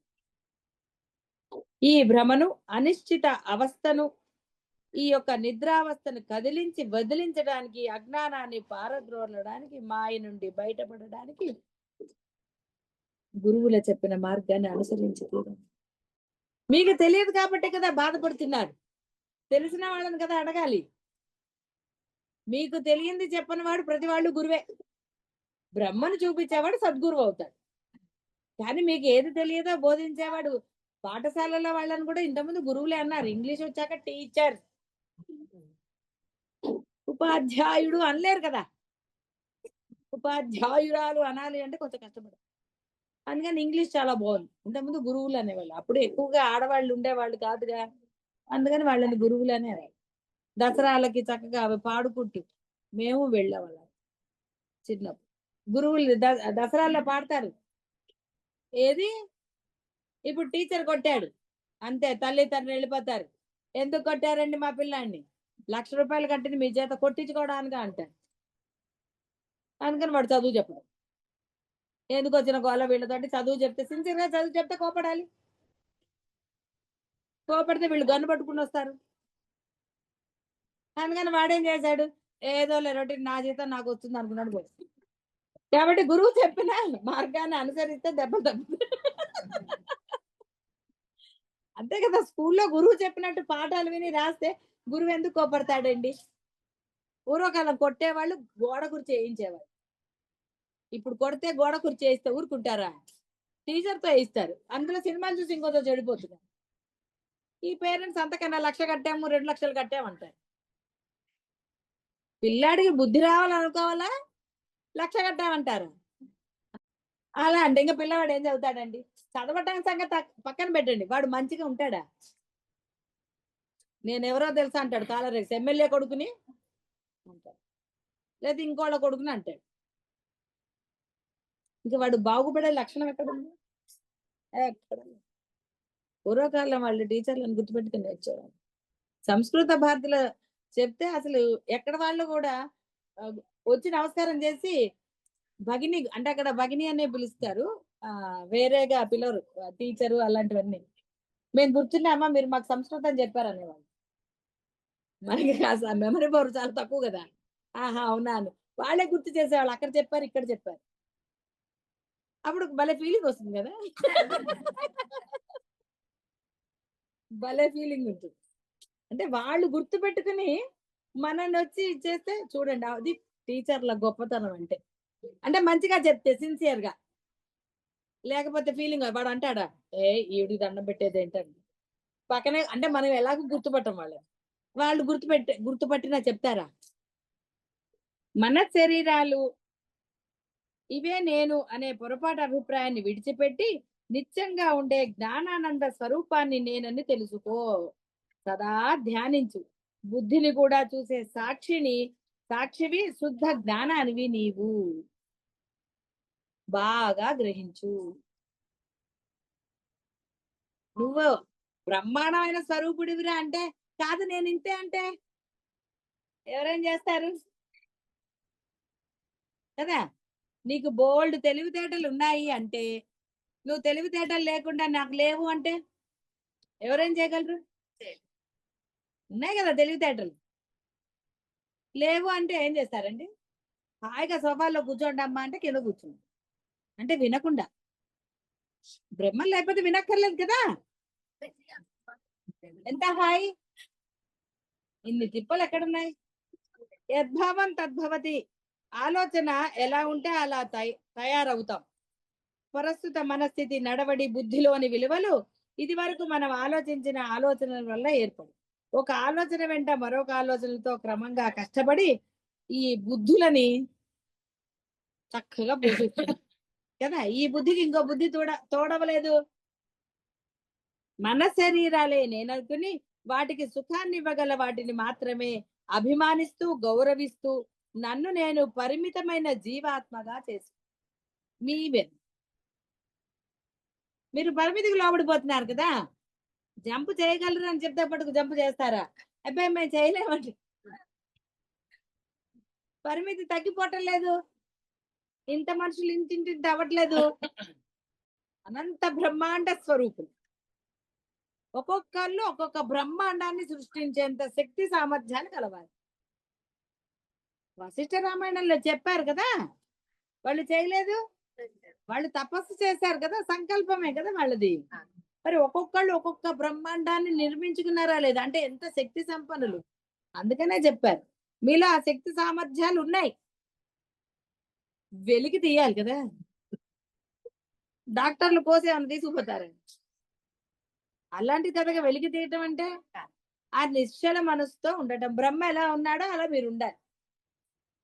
ఉండగలగాలి కాదు, ఉండాలి. ఆప్షన్ పెట్టుకుంటే ఎలా కుదురుతుందండి? ఆప్షన్ లేని వాళ్ళుగా ఉన్నప్పుడే అలా ఉండగలరు. నేను ఇలాగే ఉంటాను అన్నది మీరు ఆప్షన్ లేకుండా పెట్టుకున్నది కదా, అవునా కాదా? అది మొండితనమా, మూర్ఖత్వమా, ఫూలిష్నెస్సా, ఏదైతే ఏంటి మీరు అనుకున్నది మీరే నిర్ణయించుకున్నారు కదా, అప్పుడు ఉండగలుగుతున్నారు కదా. మరి మీకు సాధ్యం కానిది ఏదన్నా ఉందా? కాబట్టి జీవన దృష్టి, జీవితపు విలువలు సరే మీరు అనుభవించేవన్నీ మళ్ళీ చెప్పక్కలే కదా, అన్ని పరిమితంగానే ఉన్నాయి కదండి, పరిమితికి లోపడే ఉన్నాయి కదా. హాయిగా బ్రహ్మం అయితే బోళ్ళు తినొచ్చు, ఎప్పుడంటే అప్పుడు తినొచ్చు, నచ్చినవన్నీ తినొచ్చు. షుగర్ రాదు, ఏది రాదు కదా, ఎంత హాయిగా ఉండొచ్చండి. అప్పుడు అనుకోవచ్చు డాక్టర్కి రుణం అనుకోవచ్చు. ఇలాగెళ్ళే సంవత్సరానికి ఒకసారే కదా, రకరకాల డాక్టర్లను చూడొచ్చు, మార్చుకుంటాం కదా. ఇవాళ రేపు క్లినిక్లు ఎలా ఉన్నాయంటే వాళ్ళు అపాయింట్మెంట్ చేసి మళ్ళీ మనకి గుర్తు చేస్తారు ఫోన్ చేసి, ఏమండి మీకు నెక్స్ట్ వీక్ అపాయింట్మెంట్ ఉంది గుర్తుందా లేదా. మరి వెళ్ళకపోతే వాళ్ళకి డబ్బులు ఎలా వస్తాయి. ఇలా రకరకాలు. కాలేజీలో జాయిన్ అవ్వడానికి పాపం లెక్చరర్స్ ఇంటికి పంపించారు పాపం, రకరకాలు పాపం ఏం చేస్తారు. అన్ని పరిమితంగా ఉన్నాయి. సహజంగా స్వార్థపూరితమైన ఆలోచనలు, ఇంద్రియ సుఖభోగాలపై కాంక్ష పెరుగుతూ ఉంది. పెరగలా? నేను కాని దానిని నేనని నిశ్చయంగా అనుకోవడమే గోల. నేను కాని దానిని నేను అనుకోవటమే కదా, అదే కదా చేస్తున్నాను. అనాత్మను ఆత్మగా భావించడమే దీనికంతటికి మూల కారణం. అనాత్మ చింతనను విడిచిపెట్టి ఆత్మచింతన మొదలు పెడితే క్రమంగా వ్యక్తిలోని అజ్ఞానం నశిస్తుంది. కానీ ఇక్కడ క్రమంగా అనుకుంటే ఎప్పటికండి, వెంటనే పొందాలి అంటే వెంటనే బుద్ధి మారిపోవాలి. షాపింగ్కి వెళ్ళంగానే 1000 రూపాయల చీర బదులు 2000 చీర కొనుక్కోవాలి, బుద్ధి మారిపోదు. అక్కడ నచ్చితే నగల దగ్గర కూడా అంతే కదా. భ్రమం అయ్యారనుకోండి సహజంగానే ధైర్యం ఉంటుంది. ఎక్కడ ధైర్యంగా ఉండాలి అంటే ధర్మం చోటే. తాను పరిమితమైన జీవాత్మని కానని, అవధులు లేని పరమాత్మనని గ్రహించాలి. చూసారా, అవధే లేదు. అజ్ఞానాన్ని తొలగించుకోండి అంటే తొలగించుకుంటున్నారా? తొలగించుకుంటున్నారు. జ్ఞానాన్ని పొందండి అంటే పొందుతున్నారా? వద్దు అంటే కదా చేస్తున్నారు. అలా ఉండకండి అంటే కదా అలాగే ఉంటున్నారు. వద్దు అని చెప్పట్లేదు, ఇలా ఉండండి అని చెప్తున్నాం కదా. ఇలా ఉండద్దు అంటే ఉంటా లేదు. వదిలేయండి అంటే నేను అబద్ధం ఏం చెప్పలేదు. అమాయకంగా ఏం చేశామా వద్దనదే చేస్తున్నారు కదా, అవునా కదా. శాస్త్రాలన్నీ క్రమబద్ధంగా దీక్షతో సదా ఆత్మను ధ్యానిస్తూ ఉండటం అత్యవసరమని అనంతంగా ఉద్బోధిస్తున్నాయి అన్నారు. అసలు ఒట్టిగా బోధించండి, ఉద్బోధిస్తున్నాయి, ఘోషిస్తున్నాయి. వేదం అదే కదా చెప్తాను. వేరేగా ఏమన్నా చెప్పిందండి మీకు? ఆనందంగా ఉండండి రా అంటారు, వేరే ఏం చెప్పట్లేదు. అనంతుడివి రా నువ్వు, ఎందుకట్లా శరీరంతో మామూలుగా ఉండిపోతావు అంటారు. అంటే ఎగరమనే, ఆకాశం అంత ఎత్తు ఎదుగుతాడా కొడుకుని అంటారు కానీ నిజంగా వాడు ఆకాశం అంత అవుతాడా? గట్టిగా అలా చెప్తారు. అన్నంత అంత అయితే తండ్రికి కూడా కష్టమే కదా. ఆత్మ యొక్క స్వరూపం తెలియని అజ్ఞానం మనసు సదా బాహ్యముఖంగా అంటే ఏడుతూనే ఉంటుంది. తెలీదు, తెలిసినా వదలలేని దానికి ఏం లేవు, వదలలేకపోవడానికి సమర్థింపులు లేవు. మీరు వదలట్లేదు అంతే. ముళ్ళ చెట్టుని పట్టుకుని వదల అబ్బా అని వెంటనే తీసారు, పట్టుకుని ఉంటారా పర్వాలేదు అంటారు. పువ్వులు మళ్ళీ కోస్తారా? ఏ ముళ్ళు గుచ్చుకుంటే నేను కోయినట్టు. కానీ బాహ్యంది ఎందుకురా ఏడవటం వదిలే అంటే వదులుతున్నారా? ఏడుస్తాం కానీ వదలలేం గురువు గారు కాదా. అవన్నీ వదిలే, అవన్నీ ఇది చెయ్యి అంటే మళ్ళీ ఇదే చెప్తా, ఇది చెయ్యవమ్మా అంటే మళ్ళీ అదే చెప్తా. మీ మనసులో బాధ ఉంది, అర్థమైంది. కానీ ఆ బాధ తగ్గే ఉపాయం మీరు ఆచరణలో పెట్టాలి కదా. పెట్టకపోతే బాధ ఎలా తగ్గుతుంది? తర్వాత బ్రహ్మ సంగతి, కనీసం ముందు మీరు ఆనందంగా ఉండాలి కదా. స్థిరంగానో ఏదో ఒక ఉంటేనే కదా బ్రహ్మం. కాబట్టి ముందు ఆచరణ ముఖ్యం, తర్వాత ఇంకోటి ఏదో. కాబట్టి మనస్సు సదా అటువైపే పరుగులు, బాధపడడానికే పరుగులు తీస్తారు. మీరు చేసే పనులు మీకు ఆనందాన్ని ఎంతవరకు ఇచ్చాయండి? వస్తువు తర్వాత వస్తువుని శోధిస్తూ ఎక్కడైనా సుఖం, శాంతి, తృప్తి, ఆనందం దొరుకుతాయేమోనని ఆరాటపడుతోంది, అలమటిస్తుంది. అనుకుంటుంది ఇది ఆనందము అని. దీనివల్ల నాకు ఆనందం లభించింది అంటుంది. అది నువ్వు అధర్మంగానో అబద్ధంగానో ఆనందాన్ని పొందావు. దుఃఖం అనుభవిస్తున్నావా లేదా? తర్వాత పిల్లలదైనా అంతే, వాళ్ళు ఏదో అబద్ధం ఆడేస్తారు, లేకపోతే ఇంకోటి ఏదో చేస్తారు. అది తల్లిదండ్రులకు తెలుస్తుంది. తెలవగానే తల్లిదండ్రులు ముద్దు పెట్టుకుంటారా? తోటకూర కథ తెలుసు కదా. చిన్నప్పుడు వాడు తోటకూర దొంగతనం చేస్తే తల్లి మెచ్చుకుంది. రాజుగారు ఒక వయసు వచ్చింది, వాడు పెద్ద దొంగతనం రాజుగారు పట్టుకున్నాడు. బట్టలు పట్టుకుని వెళ్ళి వీడికి ఉరి శిక్ష అన్నట్టు. అంటే వాడు అన్నట్టు నాదో కోరిక అన్నట్టు. ఏమిటి అంటే, ముందు మా అమ్మ నాలుగు కత్తిరించాను. ఎందుకు అంటే, చిన్నప్పుడు మరి నేను దొంగతనం చేస్తే మా అమ్మ నన్ను మెచ్చుకుంది, అందుకని ఈరోజు నేను కత్తి దొంగనయ్యాను. కాబట్టి కారణం ఎవరు? మా అమ్మే అని అన్నాడు. అంటే ప్రతిసారి తల్లి దోషాలు తండ్రి దోషాలు ఉంటాయని చెప్పడం కాదు ఈ కథకు అర్థం. మీరు వాళ్ళ దోషాలని చేసి తీరాలి. పిల్లలు ఏడ్చినా మొత్తుకున్నా ఏది చేసినా ఆ దోషాలను మీరు సమర్థించరాదని చెప్పటం. అంతేగాని ఇక్కడ వేరేగా మనం అర్థం చేసుకోరాదు. పిల్లలు అర్థం చేసుకోరాదు, మీరు అర్థం చేసుకోరాదు, అయ్యో బాబోయ్ అని. కానీ మీరు వాళ్ళని దండించి తీరాల్సిందే. ఎంత దండన అవసరమో అది మీకు తెలుస్తుంది. కాబట్టి తల్లిదండ్రులు ఎప్పుడు చెడ్డవాళ్ళు అవ్వరు. పిల్లల విషయంలో, పక్క పిల్లల విషయంలో అవుతారేమో తెలియదు, టంగుని వస్తారు పిల్లల్ని సమర్థించడానికి. అది కూడా మారాలి. అందుకని తన పిల్లల విషయంలో తల్లిదండ్రులు ఎప్పుడు ప్రేమగానే ఉంటారు, అందులో సందేహమే లేదు. వాడు వీళ్ళని విలన్ అనుకున్నా ఏదనుకున్నా కూడా తల్లిదండ్రులు ఫీల్ అయిపోక్కర్లా, వాళ్ళని వదిలేరాదు. వాళ్ళు అలా భావిస్తున్నారమ్మా అని మీరు మాట్లాడటం మానేసి వాళ్ళు మాట్లాడటం మానేశారని మళ్ళీ ఫీల్ అవటం ఎందుకు? మాట్లాడాల్సిన అవసరం లేదు, కానీ గమనించి దండించవలసిన ఆవశ్యకత ఉన్నది. ఏం దోషం లేదు. కాబట్టి మనస్సు ఈ బాహ్యంలోకి వెళుతున్నా కొద్దీ మరింతగా అన్యదా గ్రహణం పెరుగుతూనే ఉంటుంది. అంటే ఏది గ్రహించాలో అది గ్రహించకుండా వేరేది గ్రహించటం వలన ఇక బాధలు, కన్నీళ్లు ఇక చెప్పక్కర్లే కదా. మన శరీరాలే అంటే ఎవరికి వాళ్ళకి ఆ భావం దృఢంగా ఉంటూ ఉంటుంది. ఈ దేహమే నేను అన్న భావం ఉంది కదా, అదే ఉంటూ ఉంటుంది. సత్యాన్ని విస్మరించి దేహాన్నే నేనుగా భావించడం ఏమిటో తెలుసు కదా, జీవం, జీవ లక్షణం అజ్ఞానం. ఆత్మానుభూతిని ఆశించే సాధకుడు ఈ దేహధ్యాసను నిర్మూలించి తీరాలి. ఇక్కడ ఆప్షన్. ఆనందం కావాలంటే కొన్ని వదులుకోవద్దండి.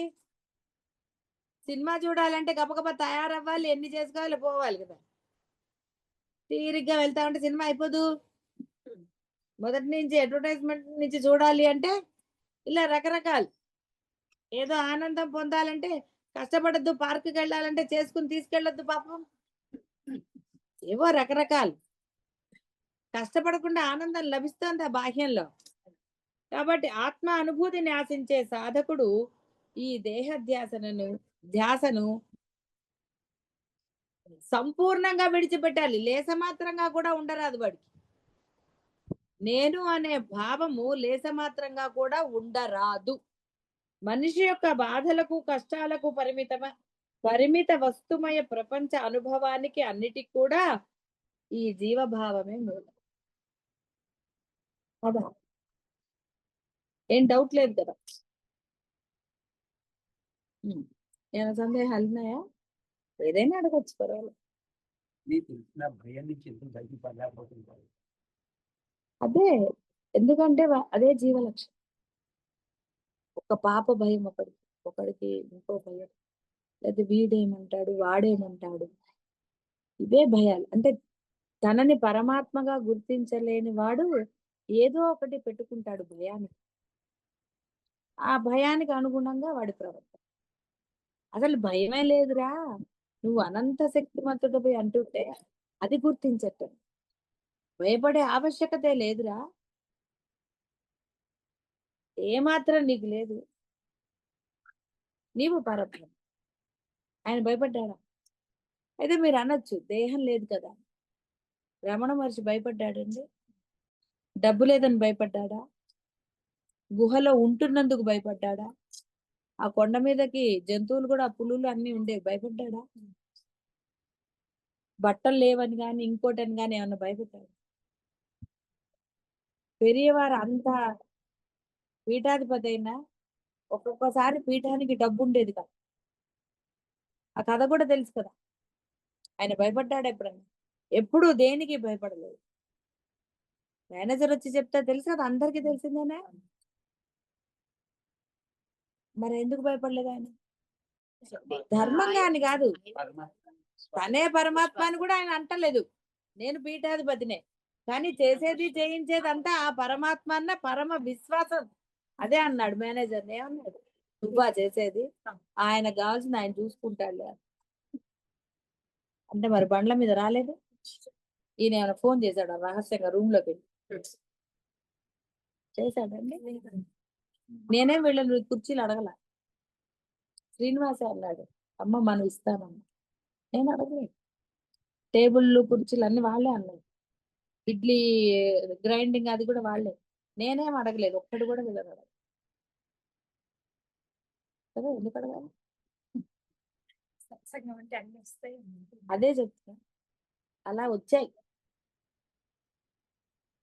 ఏమీ అడగలేదు. ఒట్టిగా పందిరి గురించి ఎంక్వైరీ చేశారు.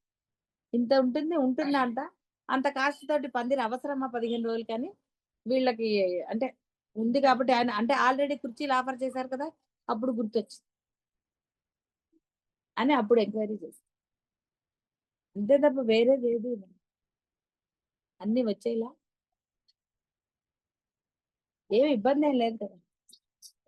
చిన్న చిన్నవి మీ ఇళ్లలో అయినా ఉంటాయి. ఇళ్లలో ఇబ్బందులు ఉండవా? చిన్న చిన్నవి ఎక్కడైనా ఉంటాయి. కాబట్టి ఆ చిన్న చిన్న వాటిని నేను పాయింట్అవుట్ చేయను, మిమ్మల్ని చెప్పమని అడగను. మా ఇంట్లో మాకు ఏ ఇబ్బంది లేదని ఎవరు అనలేరు. ఏదో ఒక ఇబ్బంది ఉంటుంది. మన ఇల్లు కాబట్టి పట్టించుకో.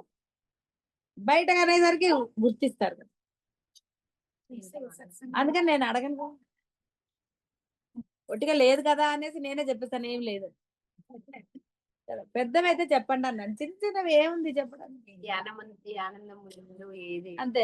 దోమలు కుట్టలేదా మీకు? ఇంట్లో కుట్టాయి కదా, ఇక్కడ కుడతాయి. నథింగ్ బట్ అంతే. ఎలా అవుతుంది? నువ్వు ధైర్యం ఉన్నప్పుడే ధర్మంగా ఉండగలుగుతావు. ధైర్యమే విశ్వాసం. నేను సరిగ్గా ఉన్నాను, ధర్మంగా ఉన్నాను అన్న ధైర్యమే విశ్వాసంగా అయ్యి నిన్ను ధర్మంగా ఉండేటట్టు చేస్తుంది. అన్ని ఒకటే పదాలు, పెద్ద తేడా ఏం ఉండదు. కానీ ఒకదానికి ఒకటి లింక్. నీకు ధైర్యం లేకపోతే ధర్మం ఏం చెప్తావు? చెప్తావా? చెప్పవు. ఎవరికీ చెప్పలేవు. నువ్వు భర్తకైనా చెప్పగలరా ఇది అధర్మం మీరు చేయగలరా? చెప్పగలగా? ఎన్ని అంటే ఒక అధర్మం చేసినందుకు ఎన్ని అనుభవించాడు తెలిసిన. అయితే అనుకోవచ్చు మీరు, అధర్మం చేసిన వాళ్ళందరూ అలా అనుభవిస్తారా? వాడు అనుభవించుకోడు, ఏం సందేహం. పరమాత్మ చెప్పి మరీ అనుభవింపజేస్తాడు. అంటే వాడికి తెలిసేటట్టు చేస్తాడు. నువ్వు చేసేది తప్పు కాబట్టి నువ్వు అనుభవించవలసిందే అంటాడు. ధర్మంగా ఉన్నాం కాబట్టి పరమానందంగా, ఎప్పుడు డబ్బు గురించి 5 పైసలు బ్యాంకులో లేకపోయినా ఆనందంగా ఉన్నాం, ఎప్పుడు తృప్తిగానే ఉంది. అంటే మీకు ఎంత వస్తుందో అంతలో ఆనందంగా బతకడానికి ట్రై చేయాలి. ఆనందంగా బ్రతకడానికి ఆనందం ఉంటుంది. అనవసరంగా ఏదో ఏదో అనుకుంటే ఎక్కడ ఉంటుంది? ఉండదు. కాబట్టి ధైర్యం కావాలి. అన్యాయంగా ఉండకుండా ఉండడానికి ధైర్యం. ఎక్కడైనా సరే, షాపుల్లో కాదు, ఎక్కడైనా సరే. షాపుల్లో ఒక్కొక్కసారి అవతల వాళ్ళు మనకి డబ్బు ఇచ్చేస్తారు ఎక్కువ, మీరు రిటర్న్ చేయాలి. ఒక్కోసారి వాళ్ళ దగ్గర పొరపాటు, ఒక్కో దగ్గర మన దగ్గర పొరపాటు జరుగుతుంది. మనం వాడిని తిట్టుకోము, అలాగే వాళ్ళు ఇచ్చినప్పుడు రిటర్న్ చేశారనుకోండి, ఎంత ఆనందంగా ఫీల్ అవుతారు. చాలా ఈ ధైర్యం ఉండాలి. వచ్చేసాయి కదా అని లోపల దోసేయకూడదు. నీకు ఇవాళ 50 రూపాయలు వస్తే రేపొద్దున ఆయన 50,000 తీసుకుంటాడు నీ దగ్గర. గుర్తుండటం కాదు, పరమేశ్వరుడు అలా చేస్తాడు. నువ్వు 50 రూపాయలు కొట్టేసావనుకో, అంటే వచ్చేసిందని, నువ్వు తర్వాత రోజైనా వెళ్ళి ఇవ్వాలి. వాళ్ళు రోడ్డు మీద తిరిగితే దేవుడికి వేసాయి చాక్లెట్ కొనుక్కో. వడ్డీతో సహా తిరుగుతాం. డెఫినెట్ గా ఉళ్ళో వేసే, చెప్పాక నా బాధ. వేసేదాన్ని నేను కూడా, అప్పుడు బాధపడుతూ వేసాను. చిన్నప్పుడు అంతే కదా, ఏదో చాక్లెట్ కొనుక్కుందాం అంతే. పెద్దయ్యాక అసలు కిందకి ఎందుకు చూస్తాం. చిన్నప్పుడు కూడా చూడలే, కావాలని దొరికాయి. అలాగా స్కూల్కి నడుచుకుంటూ వెళ్తే 3 దొరికేవి. ఇప్పుడు ఎవరు నడుచుకుంటూ వెళ్తారండి, అందరూ బస్సుల్లో కార్లలో పోతారు. అందుకే ఎవరికి ఏం దొరకవు, అన్ని తార్ రోడ్లు. తార్ రోడ్డు మీద వేరే వాడు కొట్టేస్తాడు, కానీ మన వరకు ఉంచుతాడా? దొరికే ఛాన్స్ ఉంటే చెప్పలేం కదా, అది వేరే విషయం. ఇప్పుడు రూపాయలు, ₹1 చాలా గొప్ప కదా, భలే దొరికేవి రూపాయలు. కానీ ఏం చేస్తాం, పెద్దవాళ్ళు చెప్పిన మాట విని బాధగా వేసేవాళ్ళం గుళ్ళో. బాధగానే వేసేవాళ్ళం. అందులో మరీ దొరుకుతున్నాయి అనుకో, ఇంకా ఎంత బాధ. ఎప్పుడో ఒకటి దొరికితే బాగుండేది, రోజు స్కూల్కి నడుచుకుంటూ వెళ్తున్నప్పుడు అలా దొరికేది. ఎంత బాధ. సరే, అప్పుడు పెద్దవాళ్ళ మాట విన్నాం కాబట్టి మనకి దేనికి లోటు లేదు. అది సంగతి. శుభం భూయాత్. మీరందరూ వెళ్ళి ఫోన్ చేయండి.